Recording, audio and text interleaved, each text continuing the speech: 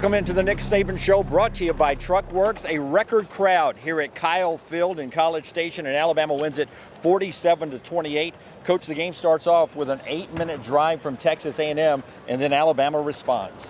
Well, you know, we had to make a lot of adjustments after that first drive. They were doing some things with formation into the boundary and motions that we hadn't practiced against, and you know, our guys didn't always adjust right, and they were able to run the ball in that drive pretty effectively as well. So we messed up a couple coverages, but once our players settled in, I thought they played a lot better for the rest of the first half, which was a real key.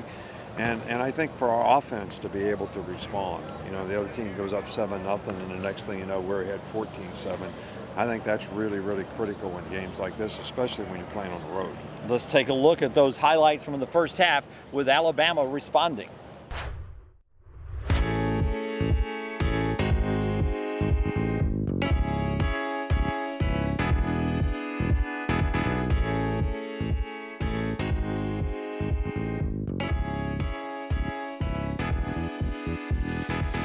Hurry up to the line of scrimmage. Here's Mond following his center, Colin Prater, for the touchdown.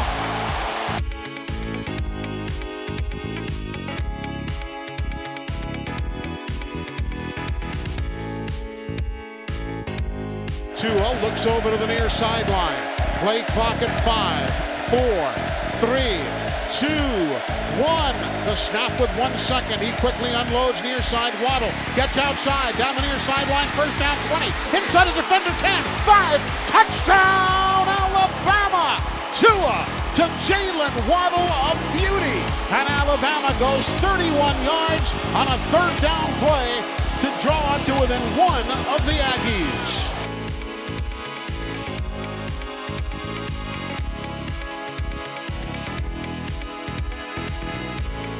Here's Judy in motion on a third down and 10. Tua has time, unloads a slant, caught.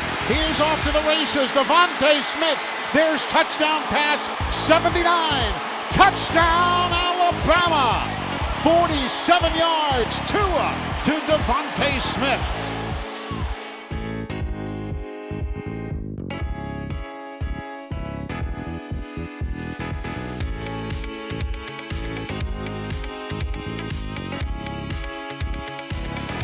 Is 3 of 3 from between the hash marks. The kick is on the way. It is up, and it is good.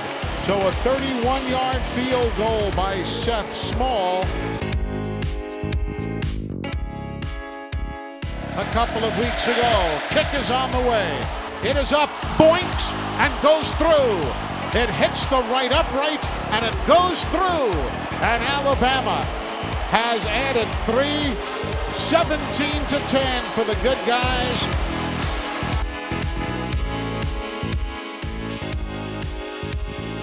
Bama in their traveling whites. The Aggies in the maroon jerseys over the white pants. Snap to Tua. Backpedals. Looks right. Looks left. He's going to fake the run and throw. It's caught. Touchdown! Oh my goodness, what a play! What a play as he finds Najee Harris, 16 yards. We've seen Patrick Mahomes make plays like that in the National Football League. We've seen Najee do it before, and we've seen Najee and Tua do it again.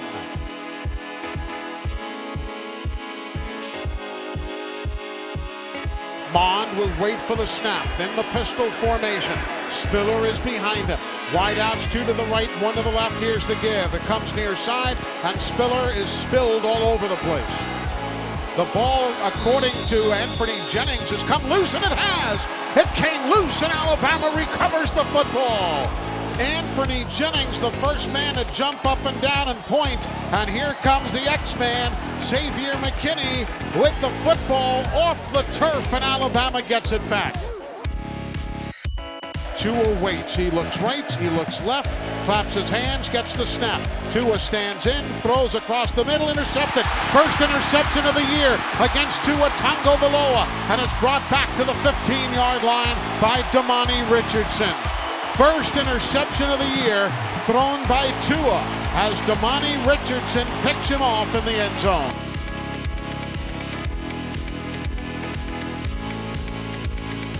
He'll put toe to leather at the 23, so it's a 33-yard field goal try.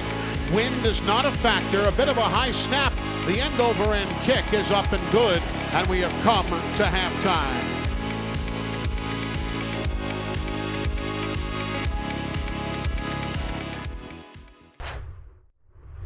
So it's 24-13 as you head into the locker room, and your team had responded, and it was one of those days where Najee Harris and the offensive line put together a good running game.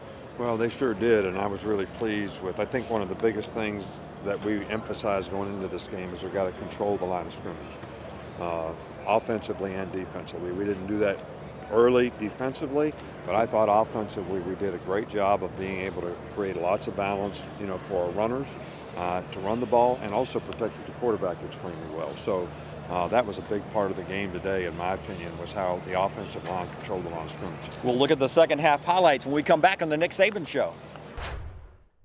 The Nick Saban Show is brought to you by the University of Alabama, where legends are made. And by Tiffin Motorhomes, made to move you.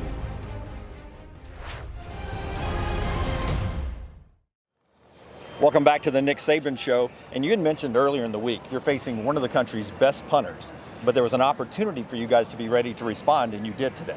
Well, and I think we did a great job on special teams in this game. We had over 300 yards in returns. Jalen and Waddle had a bunch of punt returns that really changed field position for over 150 yards, and Henry Ruggs had over 150 yards in kickoff returns, which really changed field position.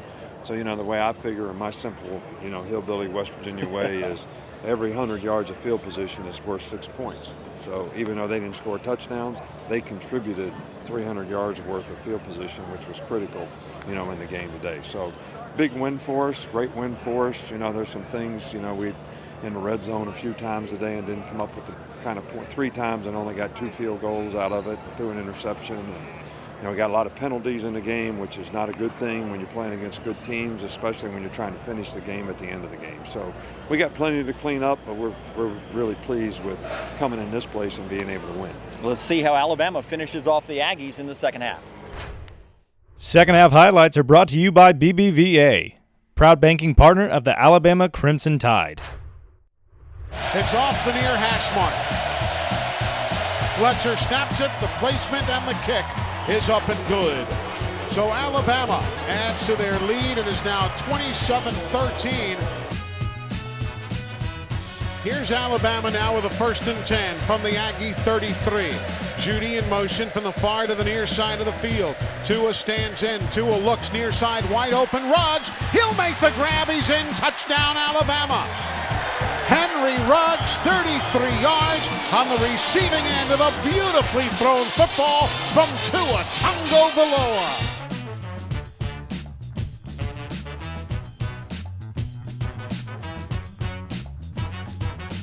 2 wides right, 1 to the left, 2 tight ends. Spiller in motion. They fake the give to him.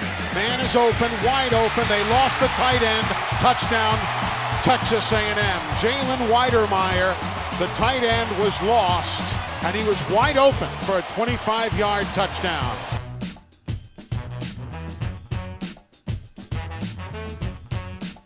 Devontae is wide left. Debione Renfro gets him man-to-man.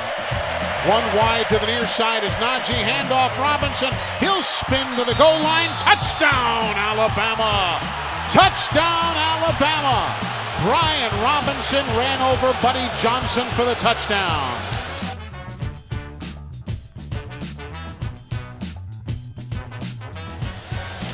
Averaging 49 yards. A punt. This one is blocked.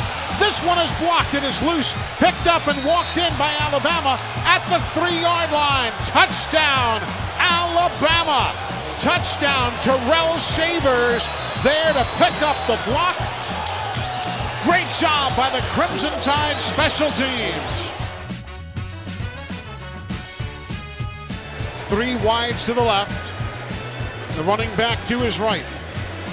Bond gets it, backpedals, looks, steps up, hit as he throws towards the end zone, caught, tight end, Weidermeyer, touchdown over top of the Alabama defender, Xavier McKinney. Running back to his right. Waits, fakes the give to Caboti, rolls right, rolls further right, and with a flag down, well, they have now signaled the two-point conversion is good.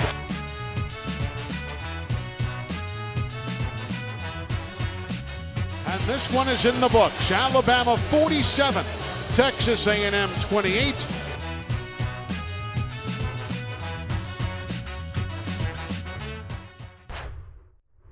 So Alabama wins it 47-28. You mentioned the pressure. 5 sacks today. Don't always have to sack it to have pressure, but 5 sacks today. Yeah, well, the pressure was much better on the quarterback than we've had all season long, but I think that's basically because, 33 and 24, Anthony Jennings and Terrell Lewis, this is the first time both of them were able to play a whole game. And we were able to play nickel with both of them playing the defensive end spots, which makes us a lot more athletic and makes us a lot more effective rushing team. So I think our ability to affect their quarterback was a key in the game as well. So Alabama wins it. Still a lot more to get to on the Nick Saban Show. We'll be back right after this. The Nick Saban Show is brought to you by AT&T. More for your thing, that's our thing. Proud sponsor of the Crimson Tide. By Coca-Cola, share a Coke. And by Aflac. Get to know us at aflac.com.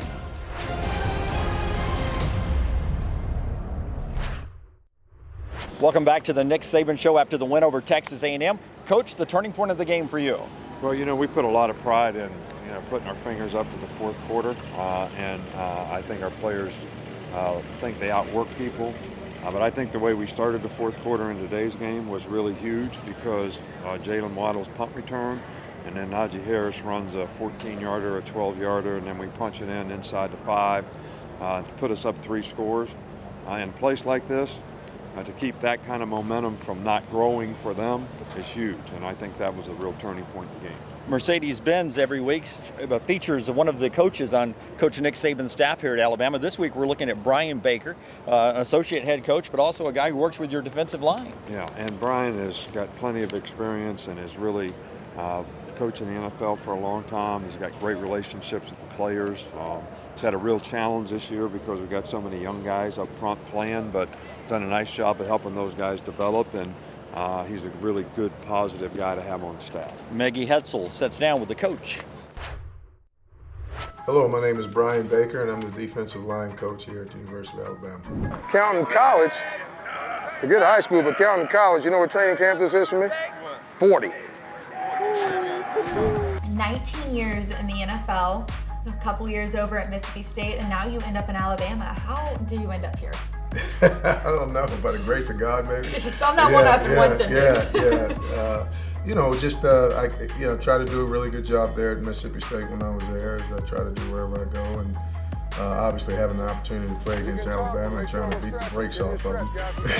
We very competitive games, but we kind of fell short. So when Coach Saban talked to me about the opportunity, obviously it was something that was clearly worth talking to him about, and I thought that philosophically he and I were on the same page with things, and I really felt like this was someplace I could come and feel like I could do a good job. Coach Saban really talks about leadership and just about anything when it comes to on the field and off the field. Your leadership is evident. What goes into developing players? Because your track record in college and NFL is incredible. Well, thank you for saying that. We're really fortunate to have good players, number one. So to develop good players, you got to have some.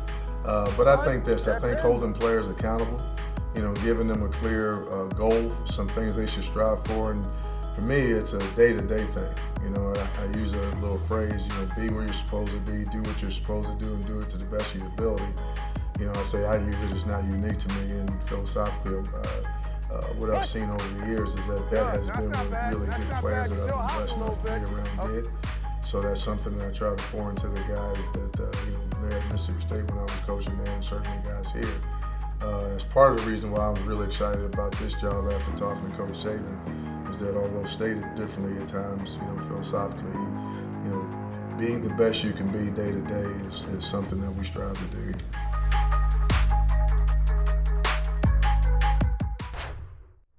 The Nick Saban Show is brought to you by Cooper Tires. Roll Tide on Cooper Tires.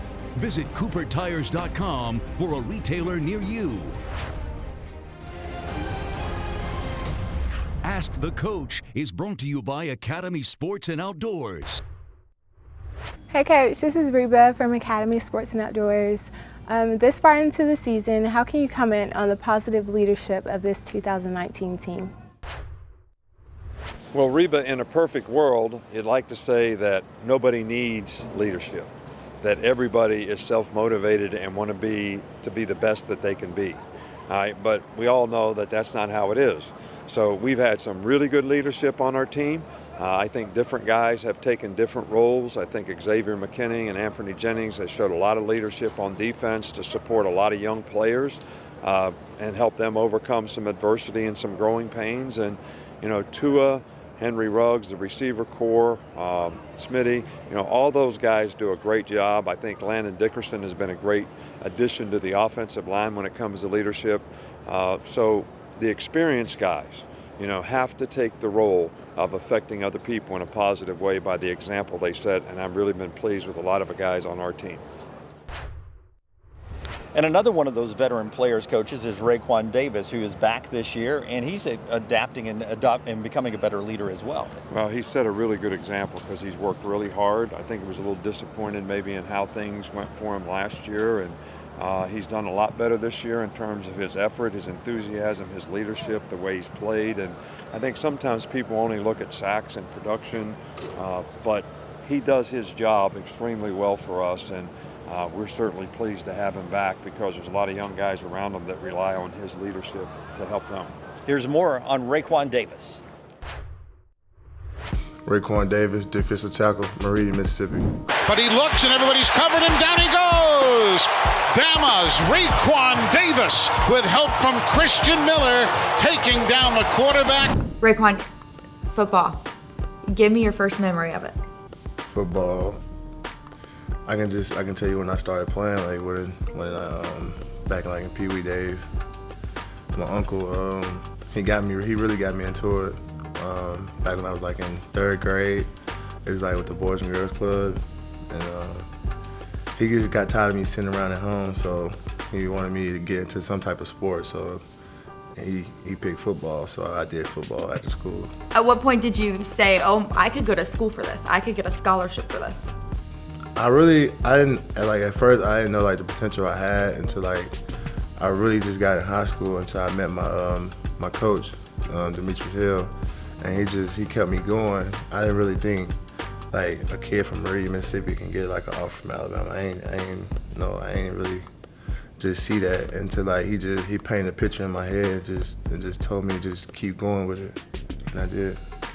When I first got here, my first camp was Ole Miss. They didn't offer me. Then my second one was here. I was in the 9th grade going to the 10th. This is my first time coming to Alabama, just period. And I got here, and I was doing good. I was one-on-ones, I was killing it.